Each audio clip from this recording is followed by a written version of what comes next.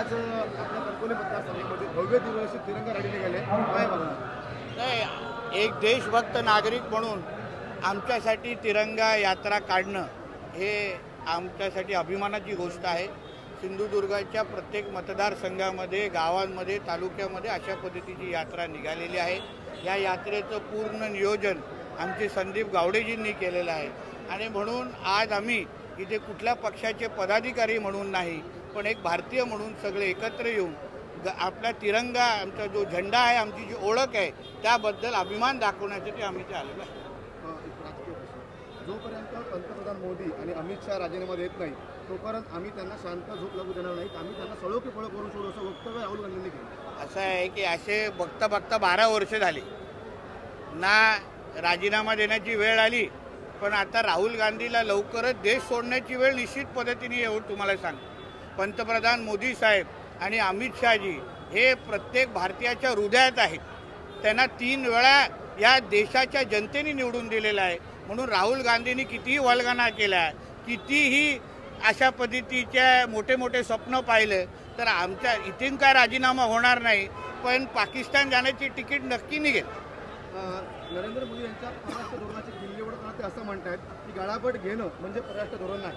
असं आहे की त्या गळाभेटीमुळे आपल्या देशाची बाहेरच्या देशांमध्ये किती अभिमान वाढलेला आहे, किती ताकद वाढलेली आहे, कसे संबंध सुधारलेले आहेत, हे कुठल्याच काँग्रेसवाल्यांना कधी कळणार नाही.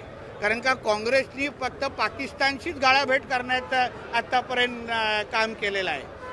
इस्लामाबादशीच गाळाभेट करण्याचा प्रयत्न केलेला आहे आणि म्हणून पंतप्रधानांच्या परराष्ट्र धोरणामुळेच आज जो काय आपला भारत देश महासत्तेच्या दिशेने चाललाय ते ह्या गळाभेटाचाच परिणाम आहे. म्हणून राहुल गांधी सारख्या कमी बुद्धीच्या व्यक्तीला ते कळणार नाही. शरद पवार यांनी आज ट्विट केलंय की चाकण औद्योगिक वसाहतीत तब्बल 20 कंपन्यांची वाहतूक कोंडी, प्रदूषण, पाणी, वीज आणि समस्यांमुळे स्थलांतराचा निर्णय घेण्यात यावा असं ते म्हणतात. असं आहे की त्याबद्दल कालच आमचे राज्याचे उद्योग मंत्री उदय सामंतजींनी स्पष्ट भूमिका मांडलेली आहे की असा कुठलाच उद्योग आमच्या महाराष्ट्राच्या बाहेर जात नाही आहे. त्यांचे कुठलेही प्रश्न सोडवायचे असतील तर आमचे मुख्यमंत्री देवेंद्र फडणवीस साहेब सक्षम आहेत. उलट्या गुंतवणुकीमध्ये आमचा महाराष्ट्र आज 1 क्रमांकामध्ये आहे. FDI मध्ये 1 क्रमांकामध्ये आहे. उद्योग खातं, बंदर खातं, प्रत्येक क्षेत्रामध्ये मोठ्या प्रमाणामध्ये गुंतवणूक होते. म्हणून अशी कुठल्याच बातमीवर, अफवांवर कोणी विश्वास ठेवू नये. मी घोळा राहिलो असतो तर मला भाजपवाल्यांनी खाऊन टाकलं तर असं गुलाबराव पाटील काय काय मी घोळा राहिलो असतो तर मी ऐकलं नाही, जे ऐकलं नाही त्याच्यावर काही बोलणार. चला, धन्यवाद. बोले ना. जगह जगह तिरंगा रैली निकाली जा रही है, आपकी नज़र में भारतवर्ष में तिरंगा रैली का क्या महत्व है? देखिए, हमारे लिए हमारा तिरंगा हमारी पहचान है. भारत माता की जय बोलना ये हमारी पहचान है. वंदे मातरम बोलना ये हमारी पहचान है. और आज ये तिरंगा रैली के माध्यम से हर घर में तिरंगा लगा है. हर एक भारतीय को अभिमान लगना चाहिए, गर्व लगना चाहिए.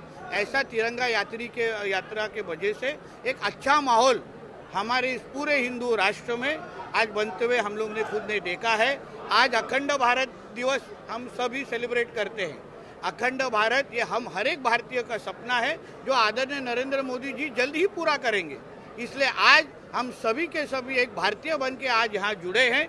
जो ये देश को अपना देश मानता है उसके हाथ में तिरंगा रहना ही चाहिए. भारत माता की जय उन्होंने बोलना ही चाहिए. वंदे मातरम पूरा हमारा गीत गाना ही चाहिए. जो वो नहीं गाएगा वो पाकिस्तान और कराची जा सकता है, मगर ये देश ये हिंदू राष्ट्र है और यहाँ हर एक देश के ऊपर अभिमान रखने वाले हर एक नागरिक का हमारे देश के ऊपर प्यार है, अभिमान. 5,000 कोटीमध्ये निवडणूक आयोगाने संजयला पक्ष विकला असं संजय राऊत. संजय राजाराम राऊतला ते कुठलाही आरोप आत्तापर्यंत खरंच झालेले नाही आहे. म्हणून त्यांना कदाचित आकड्याचाच खेळ कळतो. त्यांनी कितीमध्ये पवारांना त्यांची उभाटा विकलं हे पहिलं त्यांना विचारा.